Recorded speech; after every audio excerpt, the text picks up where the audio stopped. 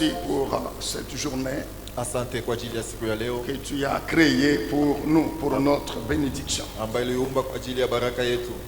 Il n'y a pas un seul jour que toi tu as créé pour notre malheur. Hakuna siku hata moja uliumba kwa ajili ya mateso ya ole yetu. Tous les jours tu les as créés pour notre bénédiction. Masiku zote uliyaumba kwa ajili ya baraka yetu, Parce que chaque jour tu nous renouvelles ta kwa grâce. maana kila siku unafanya upya neema yako kwetu. Chaque jour tu nous fais vivre. Kila siku unafanya tupate kuishi. Chaque jour tu nous fais triompher. Kila siku unatushindisha. Chaque jour tu règnes dans nos vies. Kila siku unatawala maisha zetu. Chaque jour tu accomplis ta volonté, tu l'imposes à tout le monde. Kila siku unafanya mapenzi yako ikazishwe ndani ya maisha kila mmoja wetu. Chaque jour tu accomplis tes promesses. Kila siku unatimiza malako yako. Chaque jour tu poursuis l'œuvre de ta puissance dans nos vies. Kila siku unaendelea na kazi ya uwezo ya ndani ya maisha yetu. Chaque jour est un jour de gloire pour nous, Seigneur. Kila siku ni siku ya utukufu kwetu Bwana. C'est pourquoi nous te disons merci pour ce jour merveilleux. Ndio maana tunasema asante kwa ajili ya siku mzuri kama hii. Et c'est encore par toi que nous sommes dans ton sanctuaire Kwa kupitia wewe ndio tunakuwa ndani ya hekalu yako pour servir toi, le Dieu vivant. jua kukutumikia wewe Mungu mzima. Pourquoi nous te disons merci, Dieu le Saint-Esprit, de Ndio maana continuer à tunasema conduire toutes choses asante Mungu mtakatifu na kuendelea kuongoza kila kitu afin que seul le nom de Jésus-Christ soit glorifié. hivi tu jina la Yesu peke yao itukuziwe. Nous prenons autorité sur tout ce que l'ennemi peut oser entreprendre ce matin encore, Tunachukua mamlaka juu ya yote ambayo adui anaweza kuanzisha asubuhi leo contre tena la proclamation de ta parole kupingana na kuhubiriwa kwa neno lako. qui sortira de nos bouches ce matin Ambayo encore itatoka comme un feu. vinywa yetu kama moto, Et tout ce qui représente le bois dans l'église, dans nos vies, Na- sera consumé ce matin na encore. yote yanakuwa kama kuni mu maisha na mkanisa itachomwa tena asubuhi ya Cette leo. parole n'est pas seulement un feu ce matin, Neno hii haiko paka moto asubuhi elle ya est leo, aussi un marteau. lakini inakuwa pia sando Et toutes les forteresses na démoniaques, maboma sataniques, yote ya sorcelleries kidemona ya balozi seront brisées, seront broyées, itavunjwa, réduites itavinywa, en itakuwa poussière kama mavumbi par la puissance kupitia du uwezo marteau qu'est ta parole, ya Seigneur notre sando Dieu. inakuwa neno lako C'est asubuhi ya leo. pourquoi nous te disons vraiment merci. Ndio maana tunasema kika asante Au nom de Jésus-Christ, kwa jina la Yesu Kristo, notre Seigneur et notre Sauveur. Bwana na Mwokozi wetu. Amen. Nous acclamons le Seigneur. Tunashangilia Bwana, Gloire à toi, Seigneur. utukufu Jésus-Christ, kwako Bwana. Dieu Tout-Puissant. Alléluia. Gloire à toi Yesu. Amen. Est-ce qu'on peut se tenir encore debout, acclamer bien Tunaweza Jésus? tena Je kusimama vois que juu. beaucoup étaient déjà assis. Beaucoup étaient déjà assis. Alléluia, alléluia, alléluia. Que Dieu soit loué, que Dieu soit béni. Et pendant que nous sommes debout, Wakati tuko bwima, pendant que nous sommes debout, wakati tuko on wenye nous met kusimama, Ésaïe 61, verset 7. watuikie Isaya 61 shairi yake ya Ésaïe 7. chapitre 61, le verset 7. Isaya 61 na shairi yake ya 7. C'est le verset qui restera dans nos mémoires tout au long de cette année. Ndio shairi tabakia ndani ya kichwa yetu mwaka yote mzima. Ésaïe 61, 7. Mettez n'importe quelle version. Tia Alors, au lieu de votre eau propre, vous aurez une portion double. pahali pa aya kubwa mutapata sehemu mara mbili.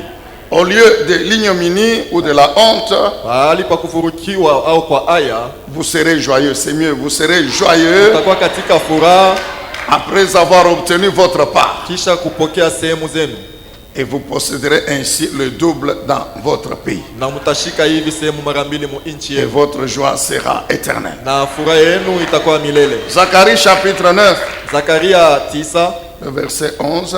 shairi ya 11. Zacharie 9, 11. Zakaria 9:11. Il est question de l'alliance. Nisemezea agano, Et c'est en vertu de cette alliance que Dieu promet le double. ni kuambatana na hii agano ndio Mungu analaka sehemu Et mara pour mbili. toi, à cause de ton alliance scellée par le sang, Kwa ajili yako na kwa ajili ya agano inetiliwa muhuri na damu, je retirerai les captifs de la fosse où il n'y a pas d'eau. nitaondosha wafungwa toka shimo ambayo hamuna maji. Est-ce qu'on peut nous mettre la version? On peut nous mettre la version semeur. Unaweza kutekea mpandaji, La version semeur. Voilà. C'est Dieu qui parle. ni Mungu eko nasema. Pour ceux qui te concernent, Kwa hiyo inakutazamia wewe, à cause de l'alliance conclue avec toi par le sang. Kwa ajili ya agano nilifunga nayo kwa kupitia damu. C'est l'alliance conclue par l'Éternel avec toi. Ni agano ambaye Yahweh alifanya pamoja nawe. Pour ceux qui te concernent. Kwa hiyo inakutazamia wewe. À cause de l'alliance conclue avec toi par le sang. Kwa ajili ya agano nilifunga nawe kwa njia ya damu. Et nous savons que c'est le sang de Jésus-Christ. Tunajua kwamba ni damu ya Yesu Kristo. Je vais faire sortir tes captifs de la fosse où il n'y a pas d'eau. Nitaondoshwa wafungwa wako toka mashimo ambayo mna Et maji. toujours à cause de cette Na alliance, kwa ajili tu ya agano ile, vous allez revenir à la place forte, c'est-à-dire dans votre ville. sema ndani ya maisha yenu, Vous qui êtes captifs aujourd'hui. nyinyi ambaye mnakuwa wafungwa leo, Car aujourd'hui encore je le déclare, kwa maana leo tena natangaza, je vous rendrai au double. nitawafanyia sehemu mara mbili. Amen, bien-aimés. Je vous rendrai au double. Nitawapatia sehemu mara mbili. Alors, enfin, de 1 roi chapitre 19. Mwisho yote Wafalme wa kwanza 19. 1 roi 19. Wafalme wa kwanza 19. Nous lisons 3 versets 19, 20, 21. Tunasoma shairi 3, 19, 22 na 22 na 1 moja. roi 19, 19. Wafalme wa kwanza 19, Il est 19. question ici de l'appel d'Élisée par Élie. Initazamia hapa mwito wa Elisha kupitia Eliya. Élie partit de là et rencontra Élisée, fils de Shaphat, qui était en train de labourer un champ avec 12 paires de bœufs. Lui-même conduisait le 12e attelage. Élie s'approcha de lui et jeta son manteau sur lui.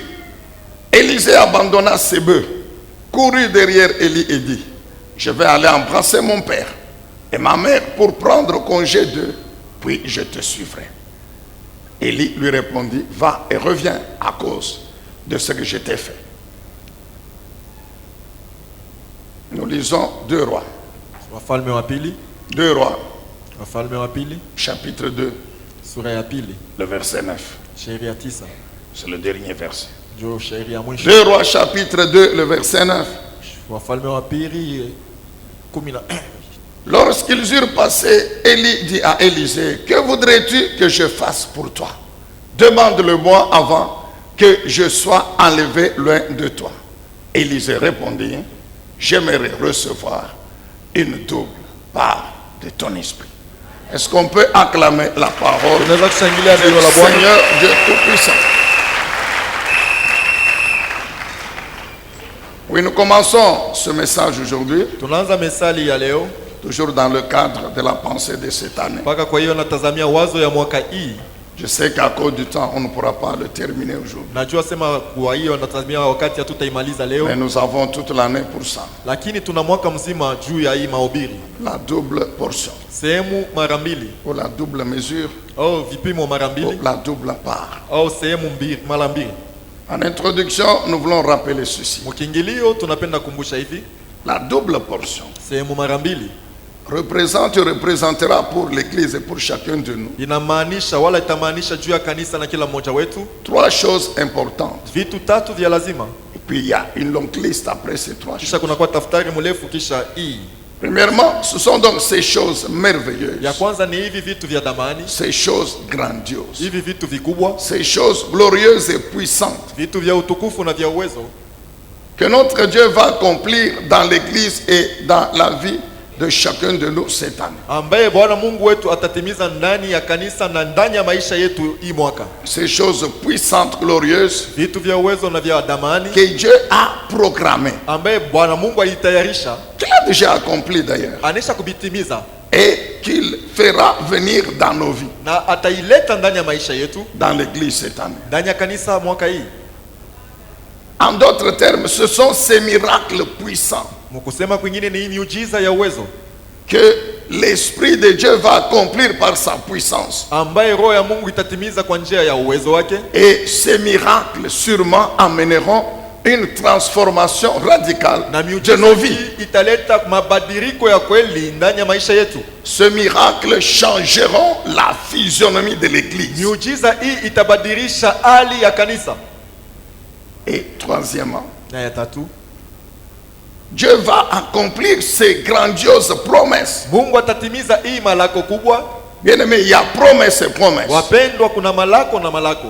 Il y a des promesses puissantes de notre Dieu. Kuna malako ya uwezo ya Mungu wetu, qui font que quand elles sont accomplies, inafanya kwamba wakati inatimilika, la vie change d'une manière spectaculaire. maisha inabadilika kwa kuonekanika na jicho. Des promesses Malako que Dieu nous a déjà révélées, ambaye Mungu alisha-tufunulia, qu'il nous a déjà faites. ambaye alisha-kutufanizia, Et nous croyons que comme il nous promet la double portion, na tunaamini kwamba vile anatuahidia donc l'accomplissement de ces promesses se fera cette année. ni kusema matimiliko ya hii malako itafanyika mwaka hii. Donc des choses puissantes, glorieuses, Vitu vya uwezo vya utukufu, merveilleuses, vya damani, des miracles miujiza, et des promesses grandioses. malako makubwa. Mais ça veut dire aussi Ni kusema pia une gloire beaucoup plus grande encore. utukufu moja kubwa tena zaidi. Déjà maintenant nous sommes dans sa gloire. Na hapa tuko ndani ya utukufu yake. Mais cette année il nous promet d'augmenter cette gloire. Na hii mwaka anatulaka kuongeza hii utukufu. Nous avons dit que la double portion, Tulisema sehemu mara mbili c'est aussi plus de victoire. ni maushindi tena ya mingi. Cette année plus de victoire. Maushindi ya mingi mwaka Et hii. la première victoire encore plus. Ushindi ya kwanza ya zaidi C'est sur le péché. ni juu ya dhambi. Pourquoi Juu ya nini? plus de victoire sur Juu ya le nini? péché? Ushindi ya mingi juu ya Parce que dhambi. cette année, Juu mwaka hii nous allons élever tutainua encore davantage zaidi le niveau de la vie de sainteté. kipimo ya maisha ya utakaso. Toujours par la puissance du Kupitia Saint-Esprit. mpaka uwezo wa Roho Mais Mtakatifu. la double portion, Lakini c'est sehemu mara aussi mbili cette vie de sainteté hii uzima maisha ya à un utakatifu niveau très élevé. kipimo cha juu. C'est aussi cette vie de consécration à Ni Dieu maisha kujitoa kwa à un Mungu niveau très fort. mu kipimo cha juu zaidi. C'est plus d'onction pour le sacerdoce. Ni upako mafuta ya mingi juu ya kazi ya ukuhani. C'est cette puissance du Ni Saint-Esprit uwezo wa Roho Mtakatifu augmentée encore. yenye kuongezeka tena. Parce que comme nous le verrons, Vile tutayaona la double portion que Élisa a reçue, sehemu mara mbili ambayo Elisha alipokea, c'est pas le nombre de bœufs qu'il avait laissé multiplier par 2, non. haiko wingi ya bangombe alikuwaga nayo wanaijumlisha mara mbili, hapana. Amen, Église. C'est cette puissance du Saint-Esprit Ni uwezo augmentée, ya Roho augmentée, Mtakatifu yenye kuongezeka, renouvelée et augmentée, ya kufanyiwa upya tena na kuongezeka, et qui nous permettra na itaturuhusu donc d'élever kuinua le niveau de notre vie de sanctification kipimo ya maisha de yetu ya consécration à ya Dieu, kujitolea kwa Mungu, et qui entraînera encore plus de victoire na sur le italeta péché. maushindi mengi juu ya dhambi. La double portion, ce sera encore quoi? Sehemu mara mbili itakuwa Ce tena sera plus de grâce et de faveur divine de itakuwa notre tena Dieu. neema mingi na fadhili ya kutoka kwa Mungu wetu. Plus de grâce, Neema de mingi, faveur divine encore. cette année. fadhili ya Mungu. Ce sera encore plus de protection. Itakuwa tena ukingo zaidi, Plus de protection. itakuwa maukingo Plus zaidi, de victoire dans tous les combats sur tous nos ennemis. mavita Plus de yote juu ya victoire maadui wetu, encore. maushindi Si mengi. cette année nous avons vaincu, Kama mwaka hii l'année tulishinda, passée nous avons vaincu, mwaka jana cette tulishinda, année nous vaincrons mwaka encore hii plus. tutashinda tena On zaidi, vaincra encore plus. tutashinda tena zaidi. Même si les ennemis augmentent en nombre, Kama wadui wanaongezeka kuwingi, mais Dieu va aussi augmenter la victoire. Mungu naye ataongeza maushindi Plus il y a des ennemis, zaidi, kunakuwa maadui plus il y a la victoire. zaidi, na ushindi nayo inakuwa. Donc cette année, Sema mwaka quand hii nous parlons de plus de victoire, wakati tunasemeza juu ya donc ushindi nous nous mingi, attendons aussi à plus de combats. tunaongezea tena tunaongojea Parce qu'il mavita ya n'y a mingi. pas de victoire sans combat. Hakuna ushindi bila vita. Amen, bien-aimé. La double portion, c'est encore quoi? Sehemu mara mbili ni Mais nini? c'est plus de réussite. Ni kuweza tena kwa zaidi, Plus de réussite dans toutes nos activités. kuweza kwa zaidi ndani ya vitu tunafanya. Car toi et Kwa moi, maana wewe na mimi nous sommes tous des businessmen. Ça veut tunakuwa dire watu quoi? kufanya Donc, biashara. Maana quand on yake est occupé à quelque chose, tunataabishwa kufanya kitu fulani, business, ça veut dire qu'on est occupé à faire quelque chose. unataabishwa kufanya kitu fulani. Ça ne veut pas dire seulement le commerce. non. Abaseme paka ni biashara. Je suis occupé à étudier. Je Ninatabishwa suis occupé kujifunza. à... C'est le ministère. Natabishwa Je suis kufanya huduma. occupé à travailler. Natabishwa Les kutumika. médecins, les Waganga. ceux qui sont dans les sociétés, Wale les wako avocats, makampuni, tout ça. watetezi. Nous tous, nous sommes des business. Sisi wote tunakuwa tukifanya kitu fulani. Alors, quand Dieu nous promet la double portion, Wakati Mungu ça anatulaka veut sehemu dire mara que mbili. dans toutes nos activités, Maana yake mu makazi cette année, yote, il y aura plus de succès, mwaka il kutakuwa y aura kufaulu plus kwa de juu, réussite, kutakuwa mon kuweza frère. sana. C'est comme un avocat Nilikosa mtetezi. qui me dit, papa, mais moi, je viens, j'ai déjà vu la double portion. Kisha baba, mimi nishakuona sehemu Au mara début de l'année ici, mwanzo ya mwaka huu il va plaider comme d'habitude. anaenda kusemea kama Et kwa il dit, zaidi. pour la première fois, Asema mara ya en kwanza 48 heures, muma siku mbili j'ai remporté un procès. niliwina kusamba kwa masambo. Avant de partir, il est venu, on a prié. Mbele yeye kwenda kusamba nilimuita J'ai tunaomba. dit, Seigneur, Nisema Bwana, donne-lui plus de succès. umpatie kukufaulu kwa juu. Comme c'est la double portion, Sasa vile ni sehemu mara mbili. donne-lui plus de succès Nisema umpatie tena kufaulu kwa juu qu'auparavant. kuliko kumwanzo. Et il revient, il me dit, oui papa, c'est vrai. Anarudia anasema ndio Ce baba. que ni vous kweli. aviez déclaré le succès. Ile ulitangaza njoo kile kilifika. Donc, devant le tribunal, Mbele ya baraza la je hukumu. plaide. Nasemea. 48 heures, Mimi masiku mbili on donne le jugement. banaleta hukumu. Puis à la cour d'appel, je plaide. Kisha kukuta 48 heures. Mimi naenda tena. Amen, bien aimé dans le masiku Seigneur. mbili. Ça, c'est notre Dieu. Huyu ni Mungu wetu. Donc, que Dieu vous donne du succès. Mungu akupatie Qu'il kuweza. vous donne de la réussite. Awapatie Quel kufaulu. que soit là où vous êtes. Ingawa Quel fasi que soit votre job. Quel Ingawa que kazi soit yako. votre métier. Ingawa Quel que kazi soit votre unafanya. travail. Ingawa kazi Plus yako. de succès. Kuweza. Plus de réussite. Kuweza Mon kwa frère. zaidi ndugu.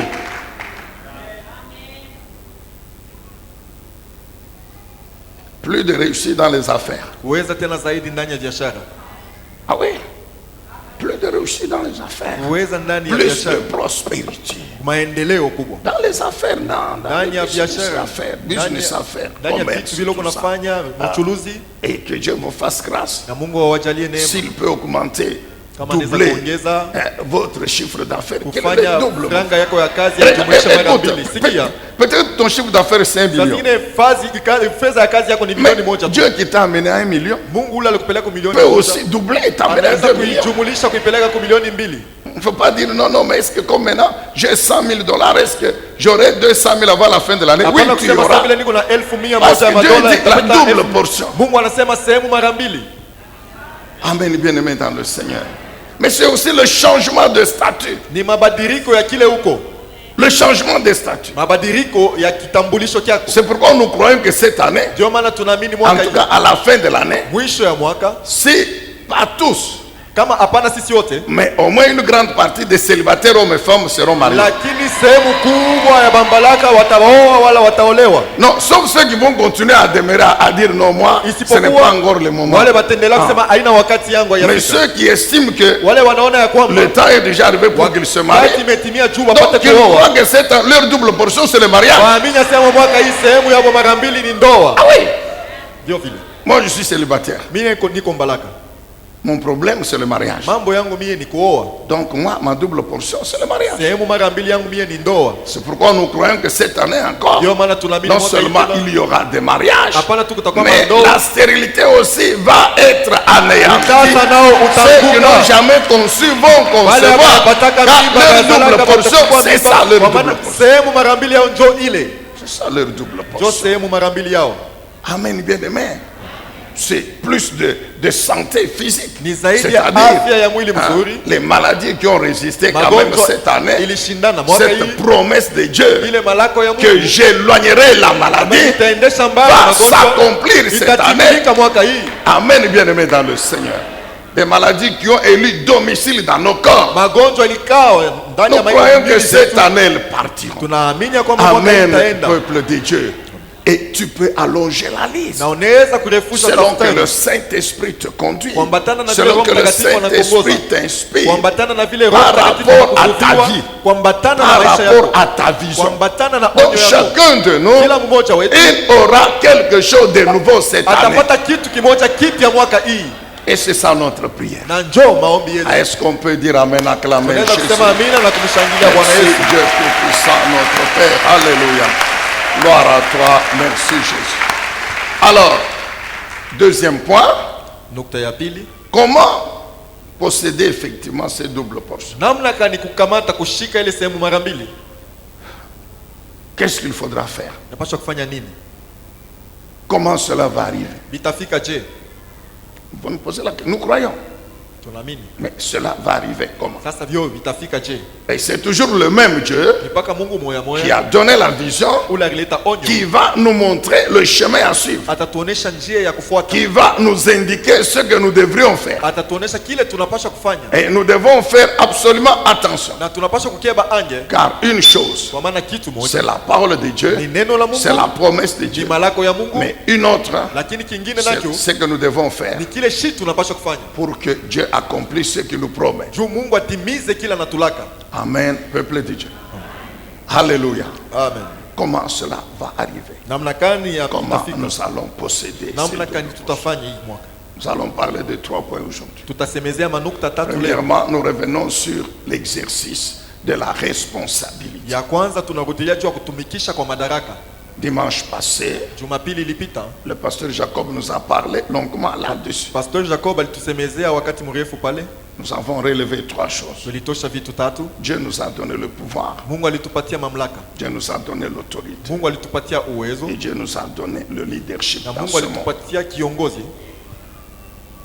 Ces 3 choses nous permettent d'exercer la responsabilité. Hivi vitu C'est-à-dire, tatu vinaturuhusu il y a kutumia des madaraka. choses que nous devons faire. Kuko vitu bile tunapaswa kufanya. Il y a des actions que nous devons entreprendre. Kuna matendo ile tunapaswa Il y kuanzisha. a une responsabilité à assumer. Kuna madaraka ile sisi tunapaswa kufanya. Dans d'autres termes, il y a un prix. Mukusema kwingine kuna bei moja.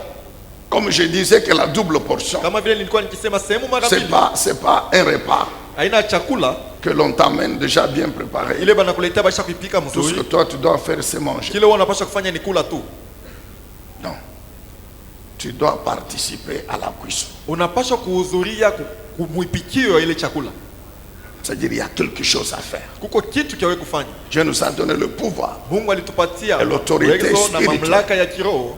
pour que sur le plan spirituel, Kwa hiyo inatazamia upande wa nous kiroho soyons toujours des vainqueurs. tuwe tu paka washindaji. Pour que rien, aucune puissance Kitu hata kimoja, uwezo hata moja ya spirituelle kiroho ne puisse nous vaincre, ishitushinde, ne puisse nous bloquer, ne ishituzuize, puisse nous anéantir. ishitumalize. Quand Dieu donne une mission à son église, Wakati Mungu anapana kazi moja kwa kanisa yake, oui, quand Dieu a donné la mission à son église, wakati Mungu alileta kazi kwa kanisa yake, c'est mieux comme ça. ni mzuri vile. Matthieu 28, vous vous rappelez, Mathayo 28 Dieu lui a mnakumbuka, donné le pouvoir, Mungu alimpatia Dieu lui a uwezo, donné la puissance, Mungu alimpatia Dieu lui a mamlaka, donné l'autorité Mungu alimpatia mamlaka et le leadership. na kuwa na kuongoza vitu. Quand Dieu dit à l'église, Wakati Mungu anasema na kanisa, faites des gens des nations, des fanyeni disciples. mataifa iwe wanafunzi.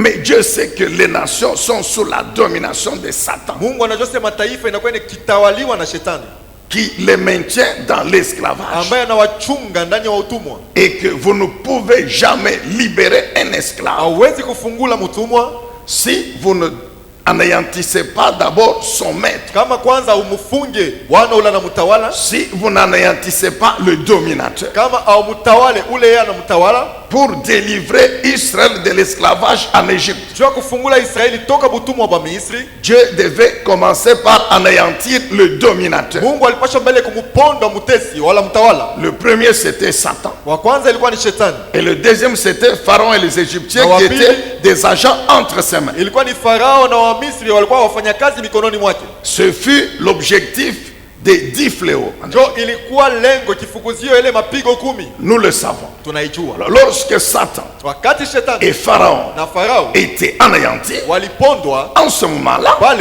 Israël pouvait sortir. Israeli aliweza kuondoka.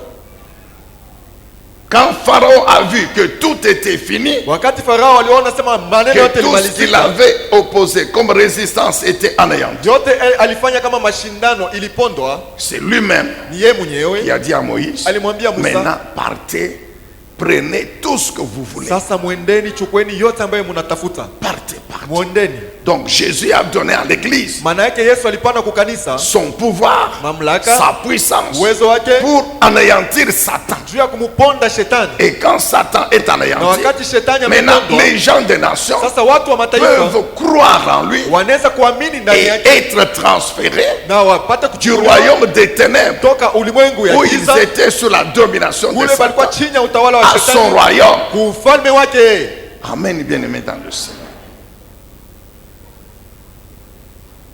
Et chacun de nous, Na kila mmoja wetu avec ces 3 choses, na hivi vitu vitatu a une responsabilité à exercer dans sa vie, ana dans n'importe madaraka quel ya domaine. kufanya mu maisha yake mu mambo yoyote. En tant que chrétien, Kama Mkristo, Dieu nous a établis leaders. Mungu alitutia kama Donc viongozi partout où tu es, mahali pote en tant unakuwa que chrétien, kama Mkristo, tu es investi du unatiliwa pouvoir, na de mamlaka l'autorité na uwezo spirituelle ya kiroho de Dieu. ya Mungu, Et avec ce pouvoir, cette na autorité, ile mamlaka partout où tu es, mahali pote tu es unajikuta appelé à influencer. umeitwa kuongozwa maneno. C'est ça le leader. Jo Tu es kiongozi appelé à influencer. umeitwa kuongozwa maneno, Et nous, nous influençons na positivement. sisi tunaiongoza mnamna mzuri. C'est-à-dire notre influence amène la vie, Maana kiongozi ketu inaleta uzima, amène à la vie, inalipeleka kuuzima et non pas à la na destruction, hapana et kuharibifu, non pas à la mort. hapana kulufu. Notre influence Kuongoza kwa maneno amène à la bénédiction. inapeleka kubaraka. C'est pourquoi Jésus a dit, Ndio maana Yesu alisema souvenez-vous, Mkumbukeni. Matthieu chapitre 5, Mathayo 5 le verset 13 shairi ya et 13 14. na 14, Il dit, vous êtes le sel de la asema terre nini ni chumvi ya dunia et vous êtes la lumière du na monde. nini ni nuru ya dunia. La terre et le monde, Dunia na ce sont les hommes qui sont dans le monde. ni watu wanakuwa ndani ya dunia. Vous êtes le sel Ninyi ni chumvi pour les hommes qui sont dans le monde. juu ya watu wanakuwa duniani. Il y a 2 ou 3 ans, Kuna souvenez-vous miaka 2 wala 3 de notre mkumbuke enseignement sur les 7 images, ya mafundisho juu ya mapicha 7 sur notre identité. juu ya kitambulisho yetu. En quoi toi et moi nous sommes le sel Sisi na wewe tuko chumvi kunini pour les gens qui sont dans le monde. juu ya watu weko Et duniani, en quoi nous sommes la na lumière. tuko nuru munini Amen, bien-aimé. Et dans notre vie, dans les différents domaines, ndani ya maisha yetu. Mambo ya kuachana nous devons exercer le leadership. tunapaswa kuongoza C'est ce qu'on maneno. nous a parlé du travail. Ile batusemeza On juu nous ya a parlé kazi, de la compétence dans le batusemeza juu ya travail. kujua kwa C'est kazi, ce qu'on nous a parlé de la gestion des batusemeza obstacles, juu ya kuongozwa vizuizo etc. na kadhalika. Ça, c'est donc la première chose. Hii ni kitu ya kwanza. Donc, tu comprends Unaelewa, que quand la parole est enseignée ici, wakati neno imefundishwa tu hapa, dois prendre note unapaswa et kuandika tu dois continuer à apprendre, na unapaswa à kuendelea na étudier pour kujifunza, retenir. kujifunza cha Lorsque kukamata, la parole est en kwa toi, maana neno wakati iko tu ndani vas yako la pratiquer. utaitia katika Mais lorsque tendo. la parole n'est pas en toi, Wakati neno haiko tu ndani vas yako la pratiquer comment? utaitia katika tendo. Je, Et quand tu ne vas pas pratiquer na la wakati parole, utaitia katika tu tendo neno, penses que la double portion arrivera comment? unazania sema sehemu mara mbili itafika. Je, Il faut que tu sois en mesure, yafadhali wewe mkipimo comme moi, kama mimi de pouvoir faire ne fût-ce que cette synthèse. Ya Pose-toi la question. kupisha hata maneno, ujiulize ulizo. Toi et moi, nous étions dimanche. Wewe na mimi tulikuwa Nous hapa tous, Jumapili, nous avons assisté. sisi wote tulihudhuria, Nous tous, nous avons assisté. sisi wote tulikuwa Nous tous, kuibada, nous avons été prêchés, enseignés. wote walitufundishwa Maintenant, Jumapili. pose-toi la question là où tu es. Ujiulize pale wiko, Est-ce que si la question, si je t'appelle ici, kama mimi nakuita kumbele ukukuya hapa, prends le micro, chukua kibuyu faites-nous la synthèse utufupishie kwa maneno du message du dimanche passé. ya mesali ya Jumapili Rien iliyopita. que ce que je viens de faire. Mpaka hii tu mimi natoka mkufanya Est-ce que hapa. tu peux être capable de le faire? Unaweza kuwa na kipimo mu na uwezo kuifanya? Pose-toi la question Ujiulize kwanza ulizo et sois sérieux. na uwe na heshima. Et donne-toi toi-même la cote. Na wewe mwenyewe ujipatie utapata ngapi? Sur 10. Juu ya 10. Donne-toi la cote. Toi-même sur 10. Juu ya 10 utapata Si on ngapi? m'appelle.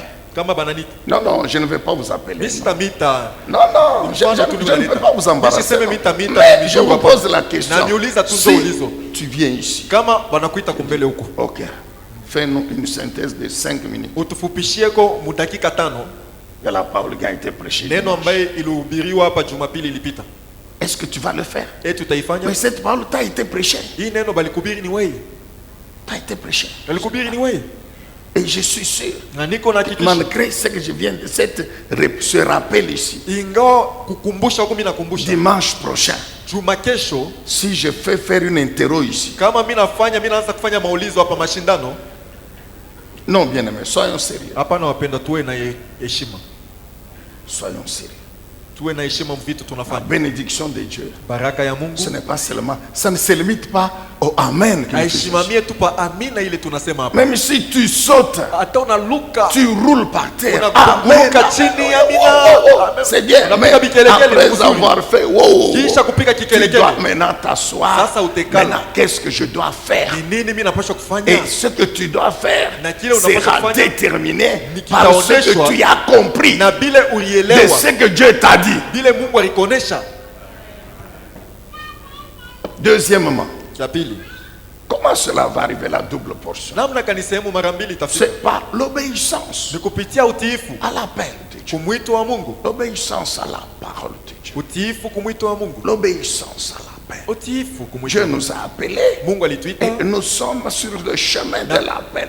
tuko munjia ya mwito. Ce chemin prendra fin le jour de notre mort, Njia itamalizika siku ou tutakufa, le jour que Jésus viendra nous prendre, au siku ambaye Yesu atakuwa kutuchukua si nous sommes encore vivants. kama tuingari bajima.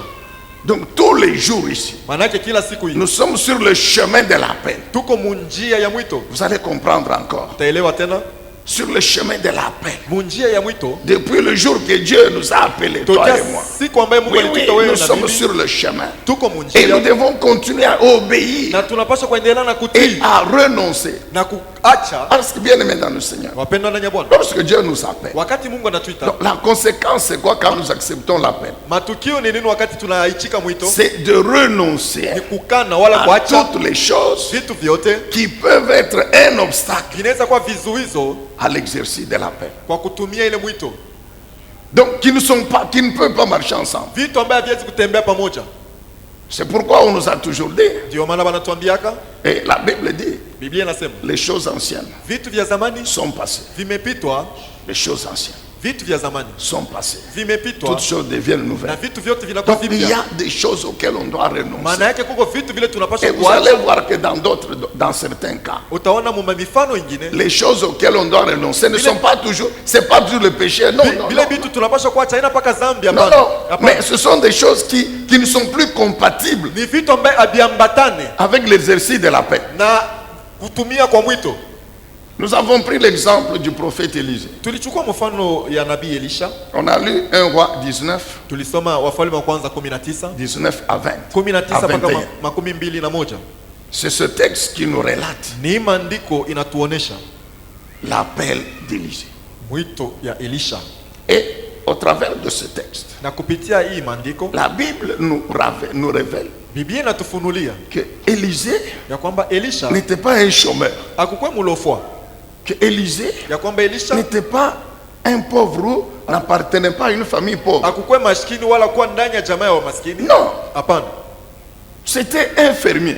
ilikuwa ni mtu alikuwa anachunga Il wanyama. travaillait dans la ferme. La Bible ne dit pas sa propre ou la ferme de la famille. Alikuwa Mais la anachunga- Bible dit qu'on l'a trouvé dans la ferme en train de travailler et il avait 12 paires de bœufs. Alikuwa anafanya kazi ya kilimo na uvuvi na alikuwa na wangombe 24.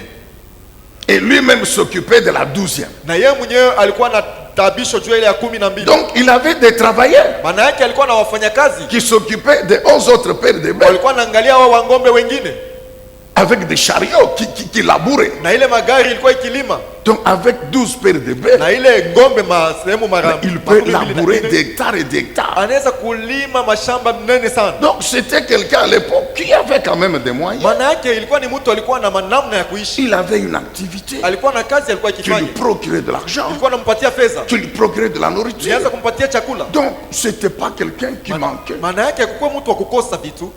Donc matériellement il était bien. Kwa Élisée. vitu vya kuishi navyo Elisha alikuwa mwali Donc mzuri. c'était une situation qui était difficile à abandonner. Ilikuwa ni mambo moja ilikuwa kigumu kuyachilia, Un travail difficile kazi à renoncer, à ya kuacha, abandonner, mon frère. ya kuacha ndugu. Et ce jour-là, Élie se présente. Na ile siku Eliya akaonekanika. La Bible ne dit pas qu'avant Dieu a donné une vision à Élisée pour dire demain je t'envoie quelqu'un. Non. Biblia isema mbele Mungu alimpatia Elisha onyo ya kusema kesho C'est nitatumia sur mtu. les champs. Ni pale pale. Quand vous lisez avant, Dieu avait parlé à Élie Wakati unasoma mbele Mungu alisema pour dire tu iras, tu viendras Azaël comme roi sur la Syrie, tu viendras Jéhu comme roi sur la Syrie. Bien que c'est Élisée qui va effectivement les oindre par la ingawa suite, ni Elisha atawapaka les mafuta. établir. Oui. Maneno Et inafuata. puis tu oindras Élisée pour te succéder. Kisha utampaka mafuta Elisha juu ya kukomboa. Dieu ne dit rien à Élisée. Mungu ashimoneshe Elisha kitu. Amen, bien-aimé dans le Seigneur. Amen. C'est Élie qui vient maintenant. Ni Eliya sasa anakuya. C'est pourquoi nous devons faire attention. Ndio maana tunapaswa kukeba ange. C'est vrai, Dieu vous a appelé. Ni kweli Mungu alimiita. C'est vrai, Dieu vous a appelé. Ni kweli Vous a Mungu appelé, alimiita. c'est bien, tout ça. Hein, vous avez des visions. Muko na Il y a maonyo. des gens qui sont venus vous Huko voir. watu walikuwa kukwambia. Bon, voilà, j'ai rêvé. Unaona mimi Que, niliota kwamba on vous a vu. tuikona Vous étiez en train de prêcher. uko kuna ubiri Vous faites comme ça. unafanya tu mkono hivi. Tout le monde part. Bantu bote Il n'y a bananguka pas chini. de problème. Hakuna mambo. Mais cela ne veut pas dire ile haiseme ya que kwamba vous devez maintenant vous lever sasa wewe ndio unapaswa kusimama pour venir dire à votre pasteur, kwa kwambia mchungaji wako non, j'espère que ninaona ya kwamba le temps est arrivé. wakati yangu inetimia. Hapana, hapana, hapana, hapana. Non, écoute, Sikia. si. Amen, bien aimé. Amen. Mais c'est ce que la Bible dit, non? Njoo yenye Biblia inasema. La Bible ne dit pas Biblia haiseme Élie. Elia. La Bible dit que c'est Élie Biblia inasema ni à qui Elia Dieu a parlé. ambaye Mungu alisungumzia. La Bible ne dit pas que Dieu a donné un rêve à Élisée, non? Biblia haiseme Mungu alimlotesha Elisha ndoto, hapana. Élisée devait être établi par Élie Elisha alipaswa kutiliwa na Elia au bout d'un processus. kisha mwenendo moja fulani. Mais le jour de l'appel, Na siku ya mwito Dieu ne donne pas un songe à Élisée. Mungu asimloteshe Elisha ndoto. Amen, bien aimé dans nous. Amen. Même le jour de la succession, Hata siku yenye ya kukomboa nous le verrons. tutaiona. C'est toujours Élie qui conduit les choses. Ni paka Elia ndio anaongoza vitu. Et Élisée attend Elisha eko que nongoje Élie le libère. hivi Elia apate kumfungula mwachilie. Amen, l'église. Amina kanisa.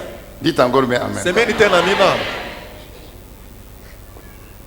Quand Josué devait succéder Moïse, Wakati Yoshua alipaswa kuchukua fazi ya Musa, Dieu n'a rien dit à Josué. Mungu akumwambia Yoshua kitu.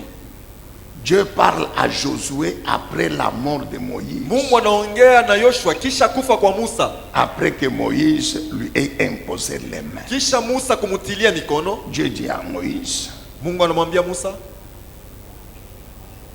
impose les mains sur Josué, umutilie Yoshua mikono, car c'est lui qui va te kwa succéder. maana ni yeye ndio atakukomboa. La Bible ne dit pas que Dieu a donné un songe à Josué. Biblia haiseme Mungu alimlotesha Yoshua ndoto, Et Josué est venu dire à Moïse, na Yoshua alikuwa kumwambia Musa, maintenant le temps est arrivé pour que tu m'établisses, sasa wakati pour te imetimia succéder. juu unieke mimi nikukombole. Amen, église. Amen. Amen. C'est écrit, oui ou non? Imeandikiwa ndio Ça peut wala paraître dur, mais c'est ça la parole de inaweza Dieu. kuonekanika sasa ni bigumu, lakini njoo neno la Mungu. Donc Josué était là, Maanake Yoshua alikuwa en pale, train de faire ce qu'il faisait. yeye anafanya bila alikuwa anafanya. Même s'il avait eu des songes, la Bible ne dit pas que Dieu lui a donné un songe. Hata kama ilotaka mandoto, Biblia iseme Mungu alimpatia La ndoto. Bible dit Moïse l'appelle. Biblia inasema Musa Il dit, alimuita. moi je vais partir. Asema sasa mimi Dieu nitaenda. m'a dit que c'est toi qui dois me Mungu succéder. alisema ni wewe ndio utanikombola. Et nous savons que Josué, ce n'était pas un fait du hasard. Tunajua sema Yoshua haikuwa mambo ya kubahatisha. C'était son serviteur. Jo ilikuwa ni mtumishi wake. Amen, église. Ah. Alors c'est ainsi que Ndio maana quand Moïse part, wakati Musa c'est alors que Dieu appelle Josué. Ndio pale Dieu Mungu parle maintenant à Josué. anamuita Yoshua, anaongea na Il Yoshua. lui dit, mon serviteur Moïse est parti. Mtumishi wangu Musa amaenda Maintenant, nenda. c'est toi que j'établis à sa Sasa place. ni wewe natia pafazi yake. Ok, vous permettez que je ferme la parenthèse? Unaruhusu nifunge mkaguo? Merci beaucoup. Asante. Vous pouvez acclamer le Seigneur. Unaweza kushangilia Bwana. Alléluia. Maintenant, écoutez. Sasa sikilizeni. Donc, Élie arrive. Elia anafika. Il trouve cet homme. Anamkuta huyu mtu. La Bible ne dit pas qu'ils se connaissaient, Biblia haiseme qu'ils balifanyana. étaient des amis. Non? Balikuwa barafiki La hapa. Bible ne dit pas qu'un jour Élie est venu dans la famille d'Élysée, Biblia qu'il a haiseme- été reçu, tout ça. Siku Non. moja Elia alikuwa mjamaa ya Baelisha banampokea, hapana. Élisée savait-il que Élie était prophète? Elisha alijua sema Elia alikuwa nabii. Mais comme il vivait dans la région, Sasa vile balikuwa naishi mjimbo Il fasi pouvait moja. connaître. Sasa zingine aliweza kujua. mais ce jour-là, Lakini ile siku Élie arrive. Elia Et il le trouve en train de travailler. anamkuta iko natumika. Il l'appelle, il vient, il jette le manteau. Anakuwa anatupa nkoti. Il jette seulement le manteau sur lui. Anamtupia tu nkoti. C'est ce que la Bible dit. Njoo ile Biblia inasema. Élisée comprend. Elisha anaelewa. Parce que le manteau, Juu nkoti c'était le symbole de l'autorité prophétique. ilikuwa ni kionesho ya mamlaka ya Élisée, unabii. encore, cet homme, il est prophète. Sema huyu mtu ni nabii. Comme il jette son manteau sur lui, Ananitupia nkoti yake, il lui dit, suis-moi, ananiambia nimfuate. suis-moi. Unifuate. Amen, bien-aimé. Ce n'était pas facile. Haikukuwa kepesi. C'était pas facile pour Élisée. Haikukuwa kepesi juu Elisha. Cet homme qu'il devait suivre Huyu mtu alipaswa kufuata. n'avait pas de domicile fixe. Hakukuwa na nyumba yake ya kusema nyumba yabo ile pale. Élie n'avait pas de domicile fixe. Elia hakukuwa na nyumba ya kujulikana. Élie n'avait pas de boutique, n'avait pas d'entreprise. Élie n'avait rien. Elia hakukuwa na duga, hakukuwa na kampuni. Elia hakukuwa na kitu Tout ce qu'il avait, c'est la prophétie yote ile alikuwa tu nayo ni matabiri et les miracles. na miujiza. Amen, bien-aimé. Et l'homme qui doit suivre, cet homme qui n'a matériellement rien. Na huyu mtu ule anapaswa kufuata huyu ana na kitu cha kuishi C'est naye. un homme qui a quand même des moyens, qui a de l'argent. Un homme qui ne manque pas à manger. Eko na namuna yake na fedha ashikose Mais il est chakula. en train de suivre, il doit suivre quelqu'un qui n'est pas marié. La Bible ne dit pas qu'Élie avait une femme. Anapaswa kufuata mtu ana na bibi. Pour dire qu'au moins quand même, parce que si quelqu'un a une femme, c'est que... Bon, vous avez déjà vu un marié qui vit avec la femme sur la rue. Ushakonaka mtu ako na bibi lakini beko nalala mbalabala. Il y a quand même chez lui, donc au moins on peut aller manger quand même, sa femme peut préparer. Tunaweza kwenda kula bibi yake atepika lakini Elia alikuwa vile. J'ai dit ceci. Nilisema hivi. L'obéissance à l'appel Utiifu kumwito implique que nous sommes obligés de renoncer à certaines choses. inaomba kwamba tuachane na vitu vingine. C'est pas le péché, non. Haina paka zambi hapana. Non. Hapana. Mais il ne pouvait pas continuer à être serviteur d'Élie Lakini- tout en s'occupant de la ferme. Hakuwezi kuwa mtumishi wa Elia pale pale kwenda kutumika Parce mu mashamba yake. Élie se promenait en Israël. Elia alikuwa anazunguluka mu Et lui, Israeli. il devait suivre Élie partout. Alipaswa kumfuata Elia fazi yote Comme serviteur. kama mtumishi wa Elia. Donc, quand ils arrivent quelque part, Manake kama wanafika fazi moja, Élie c'est le boss. Elia ndio chef. Et puis Élisée, il est là. Kisha Elisha yuko nyuma yake. Tout ce dont le boss a besoin, c'est Élie. Yote ambaye Élisée qui doit chercher. chef wanahitaji. La Bible dit, il lui lavait les mains, tout ça, il lui amène de l'eau, tout Anamletea ça. maji, Donc, anamletea hivi. donc, Élisée était aussi le garçon de course. Elisha Quand kwa- il y a besoin de quelque chose, il envoie. Wanaume wale wakaanza kutuka Ah. kwenda nitafutie hiki, kwenda nibebe hiki. Cet homme-là, infirmier. Huyu mtu mlimaji. Amen, bien-aimé. Nous parlons du prix à payer. Tuko na semezea juu ya bei ya La kulipa. double portion. Sehemu mara mbili. C'est ces choses puissantes, Ni glorieuses. hivi vitu vya uwezo vya utukufu, Mais lakini il y a un prix. kuna bei ya kulipa. Amen, bien-aimé. Quand le Seigneur Jésus a appelé les apôtres, Wakati Bwana Yesu aliwaita wa mitume, vous lisez Luc chapitre 5. unasoma Luka 5, On peut nous mettre le verset 11. wanaweza kututilia shahidi ya 11. Luc chapitre 5, le verset 11. Luka 5:11.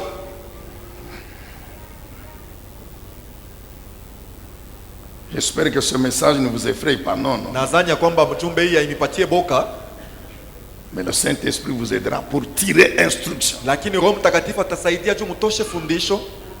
sur ce qui te concerne. Kwa hiyo inakutazamia wewe. Dès qu'ils eurent ramené leur bateau au rivage, Wakati walileta merikebu yapo kupwani, mais ce bateau était plein de poissons merikebu ilikuwa imejazwa na samaki mengi. que la puissance de Jésus venait de produire. C'était la première pêche miraculeuse. Ile uwezo wa Mungu ilitoka mkufanyiwa kupitia ile kuvuviwa kwa miujiza. La première pêche miraculeuse. Uvuvi wa muujiza wa kwanza. Les Pierre, les André, tout ça, ils ne connaissaient pas encore Jésus. Wa Petro, wa Andrea, abakumwie Yesu. C'est le premier jour qu'ils le rencontrent. Jo siku ya kwanza banakutana. Et il fait le miracle. Na anabafanyia muujiza. Maintenant, la Bible dit quoi? Sasa Biblia Il inasema ramène les poissons banaleta ile samaki balipata kupitia muujiza au rivage. kupwani. Et puis Jésus leur dit, Kisha Yesu anabambi, laissez tout, mwacheni vyote, suivez-moi. munifuate. Je ferai de vous les pêcheurs d'hommes. Tamifanya nyinyi muwe wavuvi wa watu. Ces gens étaient des pêcheurs. Ah, watu walikuwa wavuvi. Quand il y a eu les miracles, Wakati kulikuwa muujiza, mais ils se sont dit, au moins nous allons récupérer aujourd'hui. ah, leo tutapatia mu. Ah oui, mon frère. Ndio ndugu. Donc, ils se sont dit, mais je crois qu'ils faisaient déjà des calculs que vraiment notre chiffre d'affaires va augmenter. Asema fedha itaongezeka. Mais avant de vendre les poissons, Mbele ya boku uzisha samaki, celui qui a fait le miracle, ule alifanya muujiza, il leur dit, laissez tout ça, anabambia mwache ile samaki yote suivez-moi. na munifuateni. Et la Bible dit, ils l'ont suivi. Biblia inasema balimufuata. Quand ces gens ont commencé à suivre Jésus, Na wakati hao watu walianza kumfuata Jésus Yesu, ne leur a pas expliqué Yesu akawafasilia, que vous serez à côté de moi pendant 3 années et demie. mutakuwa pembeni yangu kadiri ya miaka 3.5 Et que je serai avec vous partout en Israël. na nitatembea nanyi fahali pote mu Israeli. Que vous allez abandonner vos professions parce que tous les apôtres de Jésus, c'est vrai que 11 sont venus de la Galilée, c'est Judas Iscariote qui était venu de la Judée. Mais tous n'étaient pas des chômeurs. Wote wa 12 hawakuwa wote walofwa. Non. Hapana. Il y avait des pécheurs. Pourquoi wavuvi? Matthieu était un agent des impôts. Matayo alikuwa mtu mtoza kodi. Donc il avait... Alikuwa na bamba fedha. Matthieu. Matayo. Même les pierres là-bas, quand ils vendent les poissons. Hata wa Petro wakati banozisha samaki. Banapata kufeza. Laissez tout ça suivre. Mwacheni vyote munifuate. Ils ne connaissaient pas encore Jésus, qui il était. Bado abakumkweba cha kumuyua Yesu. Ah, il a fait les miracles, c'est tout. Alifanya miujiza njoo kunaenea. Tumfuate. Et puis ils se sont rendus compte Kisha balitambua. qu'ils ont abandonné leur famille. Baliacha majamaa yao. Ils sont abandonnés. Baliacha majamaa. C'est quand ils rentraient, heureusement que le Seigneur a fait quand même 2 ans en Galilée. Bwana alifanya miaka 2 mgalilaya. Mais ce n'était pas toujours dans les villes où ils habitaient. Haikuwa paka muile miji bo balikuwa banaikala. Hapana. Capernaum, Bethsaïda, Capernaum, Bethsaïda, Nazareth. Nazareth. Ouais, un peu. Mais ils n'étaient pas avec leur famille. Abakukuwe na majamaa yao. Ils ont abandonné leur profession. Baliacha makazi yao balikuwa bakifanya. C'est ainsi qu'un jour Pierre va poser la question à Jésus. Sio maana siku moja Petro anamuuliza ulizo Yesu. Nous on a toi maintenant. Sisi tunaacha vyote Pour te suivre. na tuko na kufuata wewe. Ça fait déjà plusieurs mois. Na kwa miezi mingi. Alors, qu'est-ce que nous on aura? Sisi tutapatia monini? Amen, bien-aimé. Qu'est-ce que nous on aura au bout du compte? Mwisho yote sisi tutapatia nini? Nous avons tout abandonné pour te suivre. Tunaacha makazi, tunaacha vitu tulikuwa nafanya juu ya kukufuata. Et nous connaissons la réponse de notre Seigneur. Tunajua jibu ya Bwana yetu. Personne qui aura abandonné Hakuna mtu ule ataacha sa femme, ses enfants, mke wake, watoto wake, wazazi wake, c'est bien son travail mali, kazi yake pour me suivre. juu ya kunifuata mimi. Il ne sortira pas main vide. Hata toka mikono mtupu bado. La première chose que je vais lui donner, Kitu ya kwanza nitampatia c'est la vie éternelle au ciel. uzima wa milele mbinguni. Les 12 apôtres de Wa la mitume 12 wapendwa. Ah, mais je ne sais pas si c'est ici où je l'ai dit. Sijua kama ni hapa milisema. Au ciel, mon frère. Kumbingu ndugu. Oui, oui. Ndio. Au ciel, il y a aussi la stratification. Ne vous en faites pas. Kumbingu nakuwa kunakuwa macheo. Il y a la stratification. Kunakuwa kupanga kwa vitu mnamna mzuri. Nous serons tous au ciel. Si bote tutakuwa kumbingu. Mais ces hommes ici, Lakini hapa les bantu 12 apôtres de l'agneau, 12 dont Apocalypse parle, bale ambaye ufunuo Jésus, il inasemekana. leur dit, vous serez assis sur les trônes. Yesu Vous, anamwambia les mwe 12 apôtres de utekala l'agneau. pa enzi nyinyi wa mitume 12. Jean dit, j'ai vu 12 trônes. Yohana anasema niliona enzi 12 Et les 12 apôtres de l'agneau étaient assis sur les 12 na trônes. mitume 12 wakosha kuikala pa enzi. Non, non. Hapana. Nous, Shi. ce qui est bien, c'est quoi? C'est que Hii inafanyika. même si nous ne serons pas au pourtour, Hata kama tutakuwa kupotu. même si nous sommes sur le terrain là, vous voyez Hata là, tuko kumpemea kiwanza non, pale. je ne sais pas, la tribune, ça peut être le balcon là, hein, nos amis qui sont au balcon, c'est Zingine la bale beko tribune. kugorofa njoo ku tribune. Ici à la chair, c'est peut-être le pourtour. Huku saa zingine Bon, huku ni non, corbeille. non, même si nous sommes là-bas, Tuko kule. mais nous serons au ciel. Lakini tutakuwa kumbingu. Amen, bien-aimé. Et nous contemplerons les 12 apôtres. Ah, mon frère. Tutaanza kuangalia wale mitume 12. Amen, bien-aimé. Et bien sûr, le Seigneur permettra quand même. Bwana taruhusu. Salimia. C'est vous l'apôtre Paul. Nyinyi. C'est vous l'apôtre Pierre. Ni nyinyi mtume Petro, mtume Amen, Paulo. bien-aimé. Et Jésus a ajouté, même sur la terre ici, Yesu aliongeza hata pa dunia vous hapa aurez aussi. na mutapata tena. C'est ça, la double portion. Jo sehemu mara C'est mbili. non seulement la vie éternelle au Hatapata ciel, uzima wa milele mais kumbingu. aussi sur la terre ici. Na pa dunia hapa. Amen, bien-aimé. Amen. Mais il faut d'abord obéir. Ya kwanza inapaswa Il faut kutii. accepter de renoncer à certaines choses. Kuichikia kuacha vitu vingine. Les apôtres ont renoncé. Mitume waliacha. Élisée a renoncé. Elisha aliacha. Et il s'est mis à suivre. Na alianza Eli. kufuata Elia. Amen, bien-aimés dans le Seigneur. Troisièmement, Na ya tatu, persévérer dans l'exercice de l'appel. kudumu ndani ya mwito. Persévérer dans la vie, la persévérance. Kudumu ndani ya maisha ya mwito. Nous avons dit que nous sommes sur le chemin de l'appel, Tulisema tuko munjia ya mwito, mais il y a de la persévérance. lakini inabidi kukankamana. Il y a de la persévérance. Inabidi kukankamana. Pourquoi il y a de la Jua nini persévérance? inabidi kukankamana? Parce que Juu ce n'est pas un chemin sur lequel nous glissons. non. aina tu munjia mule tuko na telemuka Ah, tu. c'est un chemin sur lequel Ni munjia mule il y a des barrières, il y a des muko obstacles. vizuizo, Il y a, vikwazo, il y a, il y a, il y a, mabonde, il y a. milima. Alors, Il faut persévérer. Yabidi kukankamana. Il faut persévérer. Yabidi kukankamana. Vous allez comprendre. Mutaelewa. Élisée, Elisha, quand vous faites le calcul, wakati unafanya hesabu, j'ai dit en semaine que nilisema mjuma hivi, parfois, quand on lit la Bible, comme vous voyez, les événements, vous passez d'une page à l'autre. mara mingi kama unasoma Biblia unatoka pa karatasi moja unaenda pengine. Mais si vous vous arrêtez, vous allez vous rendre compte Kama unasimama utatambua que certains événements huko mambo mengine ont pris même 10 ans. ilichukua hata miaka 10. Nous verrons dans 2 Rois 2:9. C'est ce jour-là qu'il a reçu la double portion. Tutaona Wafalme wa pili 2:9 ndio siku alipokea sehemu mara mbili. Mais entre 2 Rois 2:9 Toka sehemu Wafalme wa pili sura ya pili 9 et 1 Roi 19 à 20. na Wafalme wa kwanza 19 mpaka Plus de 10 ans se sont écoulés. kuna kwa zaidi ya miaka 10 ilipita. C'est en 848, Ni mu 848 selon bien sûr les chronologistes de la Bible. kuambatana na wale wanapanga nyakati. En 848 avant Jésus-Christ. 848 mbele ya Yesu Kristo. C'est ce jour-là qu'il y a eu le transfert. Ndio siku ile kulikuwa kupatiana kwa vitu. C'est ce jour-là qu'Élie a été enlevé. Ndio siku ile Elia aliinuliwa Et Élisée a reçu le manteau. na Elisha alipokea ngoti. 848 avant Jésus-Christ. 848 mbele ya Yesu Kristo. Maintenant, nous rentrons en arrière. Sasa tunarudi nyuma. Le jour de l'appel. Siku ya mwito 1 Roi 1:19. Wafalme wa kwanza Non, sura ya kwanza 1 Roi 19. Wafalme wa kwanza 9 19 à 21. On a lu ce texte. 19:21. Ce jour-là Ile siku se situe avant les années 857. iko mbele ya miaka 857. Donc avant 857. Sema mbele ya 857.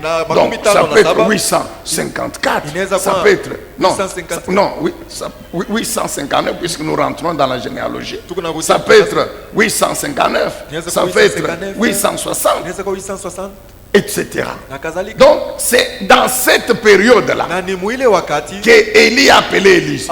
ambaye Elia alimuita Elisha. Et quand vous faites un simple calcul, Kama unafanya hesabu haraka haraka vous soustrayez de 848. unatosha mo Donc 848 vous trouvez au moins 10 ans. utakuta mo zaidi ya 10. Donc cet homme est resté à côté d'Élie pendant au moins 10 ans. Huyu bwana alibakia pembeni ya Elia kadiri ya miaka 10 kama ni kidogo.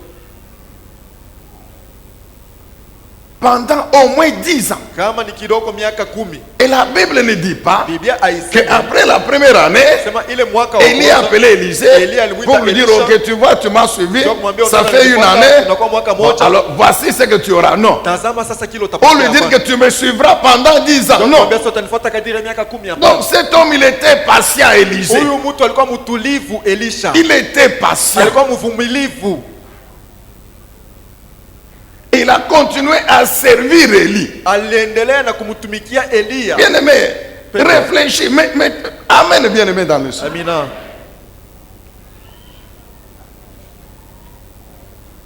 C'est ça notre Dieu. Jo Mungu wetu. Et Dieu ne changera jamais. Na Mungu atabadilika. J'ai dit que Dieu ne changera jamais. Mungu atabadilika. Les bénédictions de Dieu sont puissantes et glorieuses.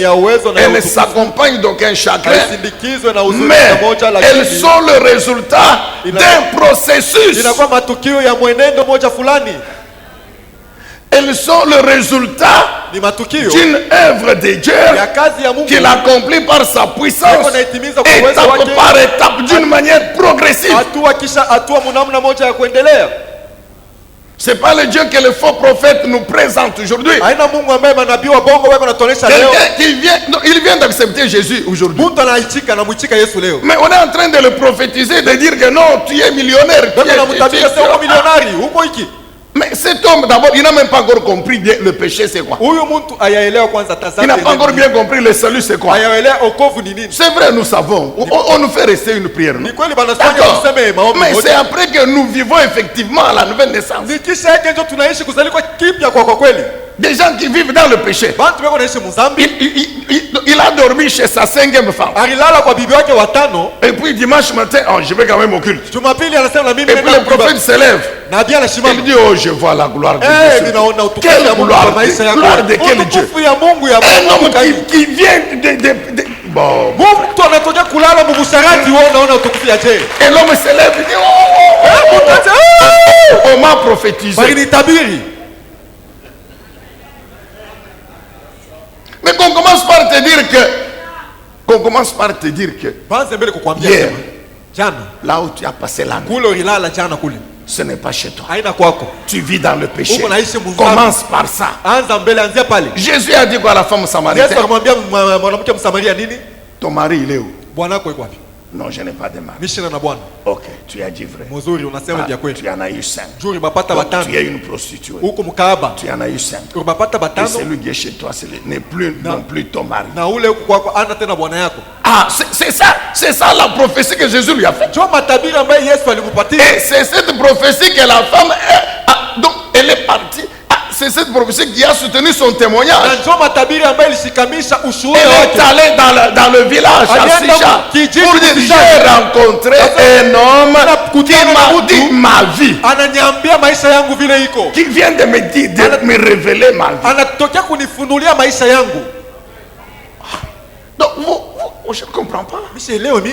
Des gens qui vivent dans le péché, Watu wako naishi mzambi. idolâtres, Bako na abudu dans des sanamu. alliances sataniques. Bako maagano ya kishetani. Mais quand il arrive, Kama nafika, oh, je vois une grande gloire. Oh, je vois la lumière qui s'élève sur toi. Je vois, il y a une étoile. naona nyota moja hivi. L'étoile de qui? Nyota ya nani?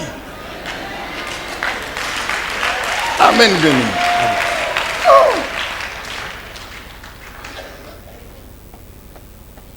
Au moins 10 ans.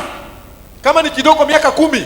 Mais cet homme était toujours à côté. Huyu mtu alikuwa tumtulivu. Combien d'années Josué a servi Moïse? Miaka ngapi Yoshua alimtumikia Musa? Amen, église. Il était toujours là, Élie. Alikuwa paka pale nje. Un homme qui avait l'argent. Mtu alikuwa Un na homme fedha. qui était responsable. Mtu alikuwa mwenye madaraka. Mais il est à côté d'un célibataire. Eko mpembeni ya mbalaka. Tout ce qu'il a, c'est la prophétie. Yote ile kuna tu ni matabiri. Mais comme c'est l'homme de Dieu, Sasa vile ni mtu mtumishi wa Mungu. donc Élisée a compris. Elisha alielewa. Cet homme, comme il est le serviteur de Huyu l'Éternel, mtu sasa vile ni donc, mtumishi wa Mungu. en fait, c'est l'Éternel qui m'appelle Hakika ni yeye et qui anaita. me met à côté de lui. Na ananitia Donc, pembeni en yake. le servant, je sers aussi l'Éternel. Mtumikia yeye na mtumikia pia Et yawe. il a persévéré. Na alikankamana. Amen, bien aimé. Maintenant, le jour arrive. Bien aimé, je ne sais pas. Siku inafika wapendwa, mishi yuwe. Je ne sais pas. Mishi yuwe. J'étais en train de réfléchir quand j'ai prié. Mimi nilikuwa nikifikiri wakati nilikuwa naomba. Sema, Quand Dieu nous promet la double portion cette année, wakati Mungu anatulaka sehemu nous mara mbili pouvons kwa aussi mwaka. comprendre Tunaweza kuelewa que c'est le couronnement quand même ni taji de tout ce chemin Ni que kuvuka nous taji. avons parcouru avec Dieu kwa njia hii en tunatembea le na Mungu, servant, mkumtumikia, en travaillant, mkutumika, donc en lui consacrant notre vie. kumtolea maisha zetu. Donc nous avons quand même parcouru un chemin Na sisi tusha kutembea dans la kwa njia. patience, dans la persévérance, Kuvumilia, la mkukankamana. vie consacrée à lui. Maisha yenye Donc nous kutolewa. avons passé tout ce temps en le servant, Tunapitia nyakati malgré yote les difficultés et tout kukutumikia ça. ingawa magumu. Donc Dieu a estimé Mungu aliona ya que kwamba cette année, hii mwaka c'est aussi la fin d'une étape ni mwisho ya où il hatua peut moja. maintenant quand même nous Kule récompenser anaweza kutulipa doublement. sehemu mara mbili. Si Élisée a fait 10 ans, Kama au moins, Elisha alifanya kidogo miaka pour nous, 10. c'est variable. Il y en a qui ont fait 20 ans. Inaweza Il y en kubadilika, a qui wengine ont fait walifanya 5 miaka ans. makumi mbili, Il y en wengine a- miaka bon, tano. peut-être que toi, mon frère, tu n'as qu'une année dans l'église. Saa zingine wako tu na mwaka moja tu mkanisa. Mais cette année, tu auras quand même aussi ta part. Na wewe hii mwaka na Bien utapata sûr, si sehemu yako. tu es sérieux. bien Kama sûr. uko na heshima, uko na heshimia. Donc en fait, c'est un processus. Ni mwenendo moja. Donc, ma prière est que Dieu fasse grâce à tout le monde. Maombi yangu nisema Mungu awajalie watu wote neema. Même à ceux qui nous rejoindront cette année. Hata wale watatukuta ndani ya Qu'ils kanisa vivent mwaka aussi hii. un miracle. Amen, Na- bien-aimé. nao waishi Dans le muujiza Seigneur. wao. Alors, pendant ce temps, Mwile wakati on arrive maintenant le dernier jour. nafika sasa siku ya mwisho. Ne parlons pas des humiliations, des épreuves qu'il a connues pendant 10 ans, non. Maintenant, c'est le dernier jour. Juu ya aya kupatizwa aya alipata miaka 10. Sasa hii ni siku ya mwisho. Le jour où il devait recevoir la récompense. Siku ile alipaswa kupata malipo. Amen, bien-aimé. 2 humiliations. Makupatizwa kwa aya. Disons une humiliation et puis un test de la foi. C'est mieux comme ça. Kupatizwa aya na mashindano ya imani. Nous sommes dans 2 Rois 2. Tuko Wafalme wa pili, sura ya pili. 2 Rois chapitre 2. Sura ya pili shairi ya La pili. Bible dit ceci, Biblia inasema hivi. que ce jour-là, Ile siku Élie devait être enlevé. Elia alipaswa Donc kuinuliwa. il devait y avoir séparation Kulipaswa entre le maître et son disciple. kuachana katikati ya Bwana na mwanafunzi wake. Élie le savait, Elia alijua Élisée aussi le savait. na Elisha naye alijua. Et les fils des prophètes le savaient, Wana wa nabii nao walijua. ou les disciples des prophètes. Au wanafunzi. Maintenant la Bible déclare, Biblia inasema ils sont à Gilgal, ensemble. kugilgali pamoja. Les fils des prophètes surgissent. Wana wa nabii wanatokelea. Ils disent à Élisée, Wanamwambia Elisha, est-ce que tu sais unajua qu'aujourd'hui là, leo hii ton maître ici, Bwana wako huyu il sera enlevé? batamuinua? C'était pour lui dire quoi? Ilikuwa njoo kumwambia nini? On va voir Tutaona ce sasa que tu vas devenir. kile utakuya wewe. Tu t'es tapé sur la patte. Bwana alipika mkilari kila Mon siku. maître, mon maître. Bwana mon wangu maître. mie, Bwana Maintenant, on wangu. va voir aujourd'hui Sasa leo tutakone, ce que tu vas devenir. tutaona kile wewe Il va utakuya. partir. Atenda. Nous allons rester avec toi. Tutabakia na C'est wewe. ce qu'il voulait lui dire, non? Njoo vile walipenda kumwambia. Est-ce que tu sais Eti wewe unayua qu'aujourd'hui, ya kwamba leo ton maître là Bwana wako sera enlevé? Il va batamunyanyua. partir. Atenda. Et ils ont répété cela jusqu'au Jourdain. Na balianza kumurudilia mwile maneno paka Ils lui ont dit à Gilgal, walimwambia Gilgali, ils lui ont dit à Bethel, walimwambia ku Bethel, ils lui ont dit à Jéricho. walimwambia ku Yeriko.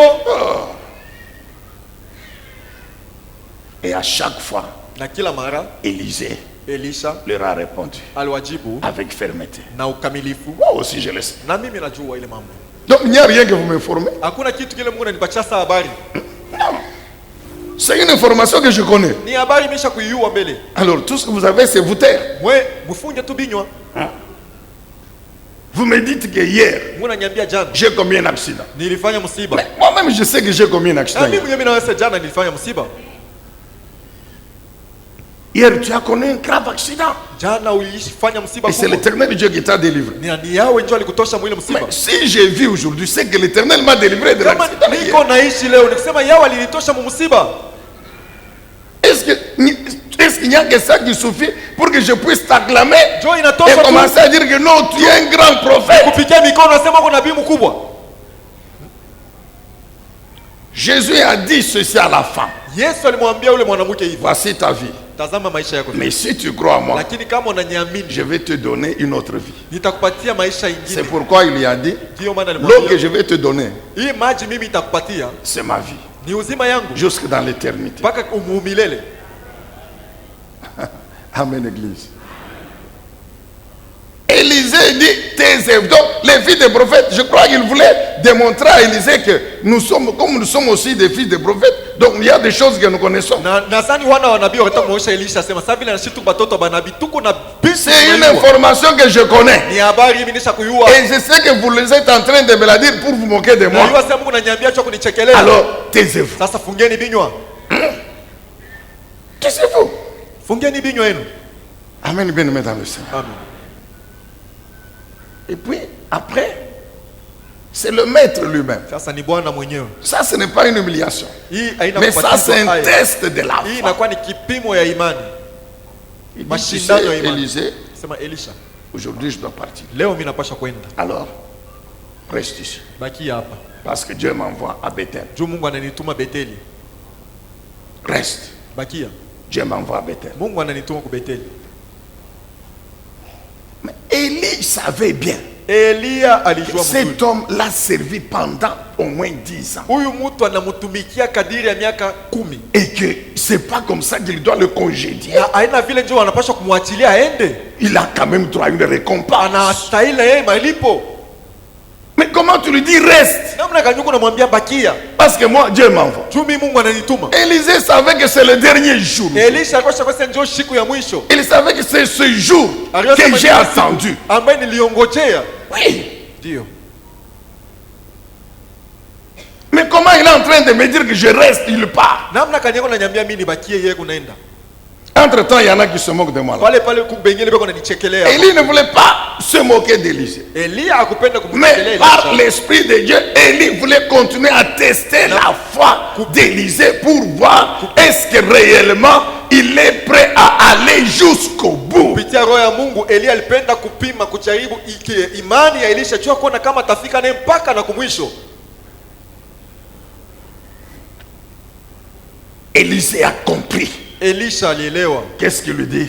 nini anamwambia? Aussi vrai que l'Éternel est vivant. Kama tu Mungu yuko Vous mzima. comprenez comment Élisée répond? Unaelewa vile Je vous ai dit, Élisée était conscient Niliwaambia Elisha alikuwa na que dhamiri wazi. c'est au fait l'Éternel Alijua sema ni qui Yahweh. a établi Élie Alimutia et Elia qu'il a appelé lui na alimuita pour yeye. servir Élie. Jua kumtumikia Elia. Alors c'est ici qu'il dit à Élie, Ndio non, maana non, non. anamwambia Elia hapana. Aussi vrai que l'Éternel est vivant Kama tu ni kweli Mungu yuko et que mzima. toi-même aussi tu es Na vivant, wewe uko mzima. je ne te quitte pas comme ça. Sitakuacha hivi. Je ne te quitte pas. Donc Sitakuacha. je crois que tout ce qui restait à ajouter, je dis bien tout ce qui restait à Élisée d'ajouter, c'est que même là où tu vas partir là, moi aussi je vais aller avec. Je ne vais pas te laisser. Hata kule utaenda nitenda na wewe, sitakuacha. Je vais te tenir. Nitakubamba. Takubamba mumanguo. C'était en fait ça ce que Élisée Ndio disait. kila anaanza kumuonesha hili. Je ne vais pas rester. Mimi sitabakia. Aussi vrai que l'Éternel est vivant, Kama ni kweli yao yuko mzima. toi aussi tu vis. Na wewe unaishi. Tu me dis de rester ici à Gilgal. Jamais. Je suis avec toi aujourd'hui là. Niko na wewe leo. Je ne te lâche pas. Sitakuacha. Tous les jours ici, tu ne m'as pas dit de rester. Kila siku hiyo ukuniambia nibakie. Non, tu ne m'as pas dit de rester. Il n'y a pas Ukuniambia ce jour. nibakie. Mais seulement aujourd'hui que tu me dis de rester. Mpaka leo ndio unaanza kuniambia nibakie. Ah, bien aimé. wapendwa. La persévérance, Kudumu. c'est jusqu'au bout. Ni mpaka C'est ce kumwisho. que Jésus a dit. Ndio ile Yesu C'est lui alisema. qui persévérera Atadumu. jusqu'à la fin. Mpaka kumwisho. Donc, jusqu'au bout, bien Mpaka aimé. kumwisho. Il y a un parcours. Je Kuna t'ai mambo enendo dit, nilikuonesha. nous marchons sur le chemin Tuko natembea de kwa l'héritage de la vie sur la terre. Ya urithi ya Et maisha ce hapa duniani. chemin se termine le jour de la mort. Na ile njia inamalizika siku Ou le jour que unakufa. Jésus nous enlève s'il vient avant la mort. Au siku Yesu anatuinua wakati anakuwa Donc, mbele tant que ya je kufa. suis vivant, Kama ningali mzima, je vais persévérer. nitadumu, C'est pourquoi nitakangamana. après 2020, Ndio maana kisha mais nous mwaka allons 2020, continuer. mimi Parce que tutaendelea. je ne sais pas, en 2021, Kumi sijui si mwaka ce sera la 2021, quadruple portion ou quoi, je ne sais pas. Sijui kama Mais kama ce que sehemu je sais, mara c'est que yote mimi najua ni kusema 2020 n'est pas la fin. kama tutafika kumwisho, Non. Comment 2020 sera la fin? namna kani 2020 ndio itakuwa mwisho. Non, non, ce n'est pas la fin. 2020 haina mwisho. Maintenant, Dieu opère les miracles Mungu wako anafanya miujiza en 2020. mu 2020. Et puis après, Kisha il me prend pour que le miracle reste. Alors il a fait le miracle pour moi. ananichukua juu miujiza bakia, sasa alifanya muujiza juu ya nini? Est-ce que tu comprends mon frère? Eti unaelewa ndugu? 2020 ici, Mu c'est 2020 la double portion. ni sehemu mara Mais mbili. c'est pour que les 2021, 22, 23, 2021, 22, ta vie change, tu sois encore bien. na mwali mzuri. Ah, donc il n'y a pas la mort. Non, il n'y a pas Hakuna la mort. lufu, hakuna lufu. Il n'y a pas la mort. Hakuna Car mambo ya lufu. cette année, c'est la double portion. Hii mwaka ni sehemu mara L'année mbili. prochaine sera la triple. Mwaka kesho L'autre sera année, la kabisa quadruple. mara tatu ya L'autre pili. année, la centuple. Mais il a dit, vous recevrez au centuple Alisema mtapokea mara 100 sur la terre. pa dunia. Amen, Église. Amina. Avant la vie éternelle au ciel. Mbele ya uzima wa milele kumbingu. Alléluia. Non, Hapana. je ne te lâche pas. Mimi sitakuacha Je mimi. suis avec toi. Niko na wewe. Aujourd'hui, Élie, Leo Elia. s'il faut que je monte avec toi, Kama ni kupanda na wewe. au moins les anges me font descendre. Isipokuwa wa malaika wanishushe C'est ce kumbuka. qu'il voulait dire à Ndio Élie. kile alitaka kumwambia Elia. Et c'est ce qui s'est passé. Na njoo kile Ils kilifanyika. arrivent à Bethel, Wanafika kwa les Bethel. fils des prophètes. Wana wa nabii. Est-ce que tu sais? Unajua ya Ces kwamba gens, vous Ah, savez, ouais. c'est ça les gens du monde. njoo bantu wa dunia vile beko. Ils ne se fatiguent jamais de se moquer de nous. Abachokake kutuchekelea. Il leur a répondu Alibajibu. à Gilgal, Gilgal. taisez-vous, je sais. Mwikale kimya. Il arrive à Bethel, Anafika kwa Betheli. d'autres viennent. Pengine bwana Ou wanatoka. les mêmes, je ne sais pas. Est-ce que tu sais? Unajua? Taisez-vous. Mwikale Il kimya. arrive à Jéricho. Anafika Yeriko. Ils sont là. Bwana batena. Est-ce que tu sais? Eti unajua? Taisez-vous. La Bible Mwikale kimya. dit, Biblia quand ils inasema, ont quitté Jéricho, wakati Élie waliondoka et Élisée, Yeriko, pour Elisha- aller au Jourdain, Elisha juu ya kwenda ils Yordani. les ont suivis. Bali Les bafuata. fils des prophètes les ont suivis. Wana wa wanabii Donc il waliofuata. se disait que maintenant il va Balianza rester au kusema, Jourdain. sasa tabakira pa On Yordani. va voir comment il va traverser le Tutaona vile Jourdain. yatatambuka Yordani. On lui a dit de rester à Jéricho, il a refusé. Walimwambia bakire ku Yeriko Maintenant ils sont au Jourdain. La Bible dit ils sont venus les fils des prophètes. bana wanabii wanakuwa mbio Amen, les bien-aimés. Et mais jusqu'à Jéricho, mpaka ku Yeriko. Élie continue à dire à Élisée, reste. Elia anaendelea kumwonyesha Elisha bakia. Ah, mon frère, Dogo. ça se suit, hein? Biko nafuatana. Tu peux mettre les deux versets là. Unaweza kuweka ile mashairi mala. Prends à Gilgal ou bien à Jéricho ou à Gilgal Bethel. wala Yeriko au Betheli. Les deux se suivent. Ile mbili nafuatana. Les fils des prophètes parlent. Wana wa nabii wanasema. Ils terminent. Wanamaliza. Élie aussi parle. Elisha naye anawaambia. La persévérance, mon frère. Kudumu, kukangamana wapendo. La persévérance. Kukangamana. C'est ce que parfois j'apprécie ces femmes, nos sœurs, Maria de fou. Wadada, washa kolewa na bamajimu. Maria de fou. Washa kolewa na bamajimu. Aujourd'hui, Leo, tu dois partir. unapaswa Je kwenda. ne dois plus te trouver ici. Nishikukute munyumba huku. Ici, c'est chez moi. Huku ni kwangu Tu mimi. dois partir. Unapaswa kutoka munyumba Ah, huku. chez toi. Kwako wewe. Ah, ok. Mzuri. Donc, au côté, 20 ans de mariage, c'était chez nous Miaka avec toi. makumi mbili ilikuwa ni kwetu shi na wewe. C'est seulement aujourd'hui que ce n'est plus chez moi. Lakini leo tu ndio hakuna kwangu mimi. Ça devient seulement chez toi. Na kwa paka kwako Ouais, wewe. j'apprécie le courage de ces sœurs. Ninapenda sana Et udari de wale ces wadada. femmes qui disent, tu mens. Kumbe wengine wanasema unalanda Tu wewe. vas me trouver Wewe ici. utanikuta munyumba huku. Tu vas me trouver ici. Utanikuta munyumba huku. Oui, oui, l'homme parle, il revient, il la trouve. Eh, bwana nenda anakuja anamkuta mule. Il la trouve. Anamkuta. Et donc, on a l'anda. Sema tu amanti. Tu mens. Unalanda wewe. Je vais aller où? Tenda wapi? Oh, tu dois aller chez nous. Chez vous. Chez nous. Wende kwenu. Kwetu wapi? Le papa, il est mort. Baba, La shakufa. maman, elle est morte. Mama, alishakufa. Maintenant, je vais aller chez ma petite sœur. Tenda kwa mloko wangu mwanamke mie. Chez nous, c'est où? Kwetu ni wapi? Chez nous, chez moi, c'est ici. Kwetu C'est kwangu ici. ni huku. Et chez nous, et chez moi. Na Je ne kwetu, parle pas. na kwangu ndio huku. Sitaenda fashi. Amen, bien aimé. Alléluia. Dès que l'homme dit, si je te trouve ici, Wakati Bwana sema kama tu mimi na Tu vas voir. nyumba mtona mambo wewe. il fait les valises. Anaanza kufunga Anaweka funga vya pakiti. kufunga. Mesi la tete. Oh. Amen, bien aimé. Accroche-toi à l'héritage. Pambana na urithi. Accroche-toi à l'héritage. Ambatana. Élisée savait il y a un héritage. Elisha yose peko urithi hapa. Aujourd'hui, Leo. où je meurs, où j'ai l'héritage. Au mimi nakufa. Oh, nous partons avec lui. Ah, tunaenda na wewe. Ah, 10 ans au moins. Miaka 10 kama Aujourd'hui, kidogo. tu me dis reste. Leo kuna nibakie. Je reste même vide comment? Nibakie mikono mtupu je? Amen, bien aimé. Et ils sont au Jourdain. Na beko ku Yordani. Quand ils arrivent au Jourdain, Wakati wanafika Yordani, Élisée, il est à côté d'Élie. Elisha ko kumpembeni Eli, À côté. kumpembeni. En train d'observer. Eko naangalishisha maneno. Ok, très bien. Ni mzuri. La Bible dit, Biblia inasema Élie frappe les eaux du Jourdain. Eli anapika maji ya Yordani. Élisée à côté. Elisha ko kumpembeni. Et ils ont traversé. Bakatambuka. Et les fils des prophètes sont restés de l'autre côté. Wa wanabii wanabakia ile ngambo nyingine. Là, ils ne pouvaient plus traverser. Wala bakweza kutambuka. Je sais que dès qu'Élie et Élisée ont traversé, Najua wakati Elia les na Elisha autres, walitambuka. oui, le Jourdain a repris son cours. Maji ya Yordani ilirudia vile ilikuwa inatelemuka. Maintenant, Nager venait ici pour Sasa, me dire que muogelee. aujourd'hui on va voir. Nager- Mtokelee mtambuka kunyambia sema leo tutakuonea. Amen, bien aimé. Quand les ennemis se moquent de nous, Wakati maadui wanatuchekelea, nous sommes avec eux. tuko pamoja nao. Mais quand il y a transfert de l'onction, wakati kunakuwa quand il y a mabadiliko ya transfert de la kweli, bénédiction, wakati kunakuwa quand il y a, mabadiliko oh, nous sommes à deux avec l'Éternel, à deux. Tuko wawili na yawe. Donc quand Élisée a traversé le Jourdain avec Wakati Élie, Elisha quand il est arrivé de l'autre, je crois qu'Élisée le regardait. Mina Il zanya disait, sana. oh, venez encore me dire ici. Mukuye tena mnyambie vile Mungu Venez, anasema. Kuyeni. venez vous moquer encore de moi. Kama municheke tena. Ah, amen église. Amen. Waouh. Élie alors lui dit ceci. Elia anamwambia hivi. Très bien, Ni vizuri. tu as réussi le test. Unaweza mashindano. Maintenant, Sasa.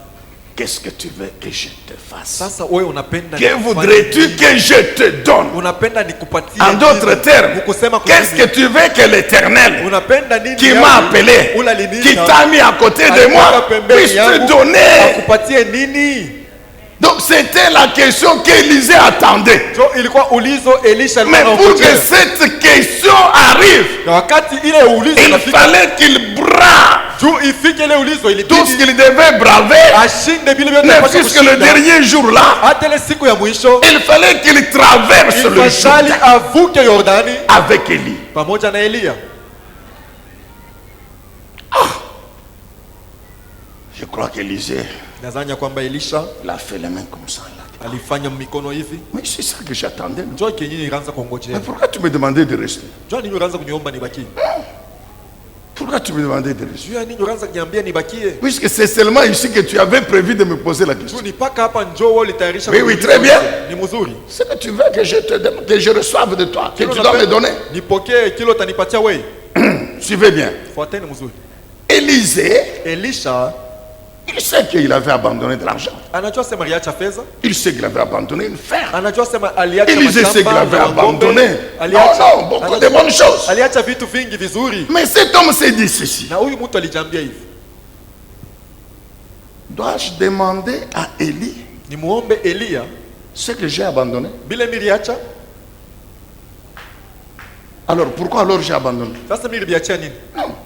Si c'est ça qu'il doit me donner, Kama njoo bila yeye anapaswa kunipatia. je sais que j'ai perdu du temps inutilement. Mimi napoteza wakati bure. Il fallait rester. Ilibidi nibakie. Oui, parce que si j'étais resté, Kama nilibakie, j'allais continuer à avoir l'argent. nilipaswa kuendelea na kupata franga. Mais comment je vais lui demander encore l'argent? Je mimi nitamuomba tena franga huko. Alors j'ai perdu du temps pour rien. Ninapoteza wakati bure.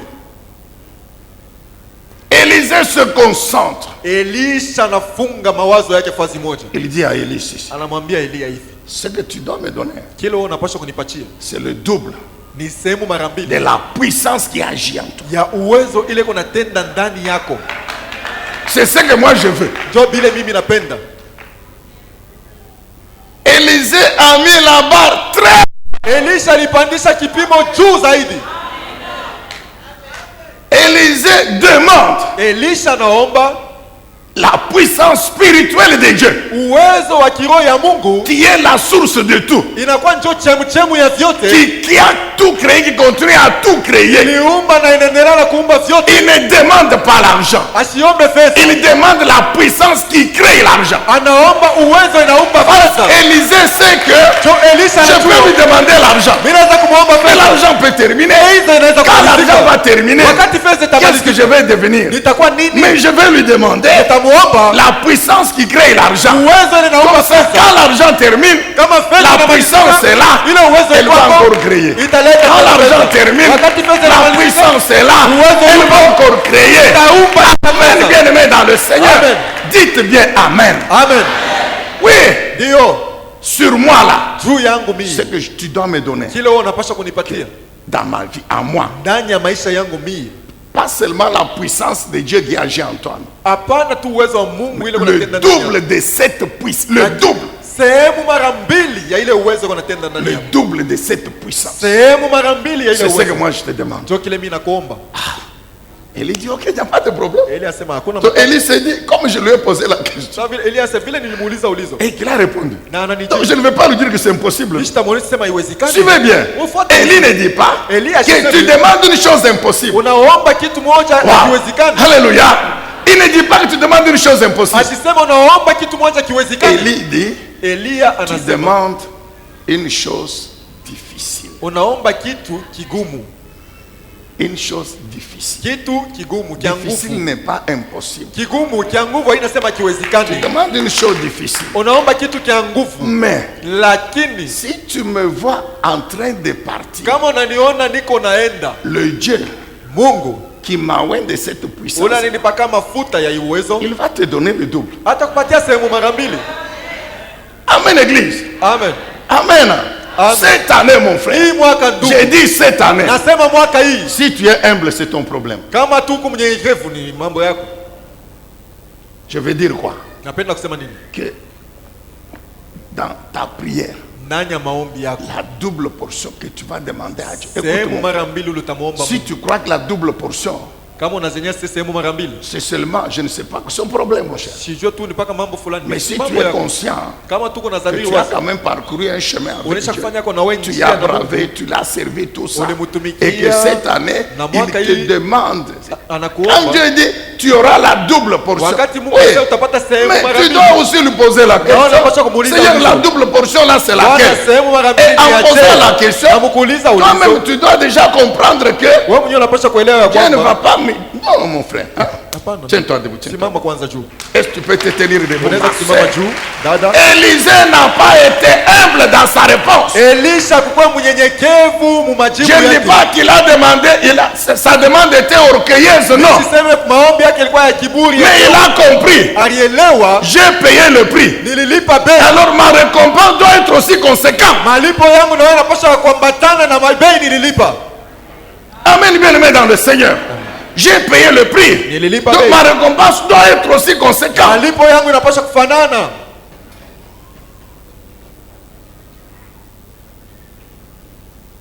La puissance de l'Esprit de Dieu Uwezo wa roho qui ya agit en toi. ile natenda Le ndani double. yako sehemu mara mbili. Quand vous lisez la Bible, Ukisoma vous Biblia allez vous rendre compte. mutatambua, On va continuer prochainement. tutaendelea masiku Que ijayo.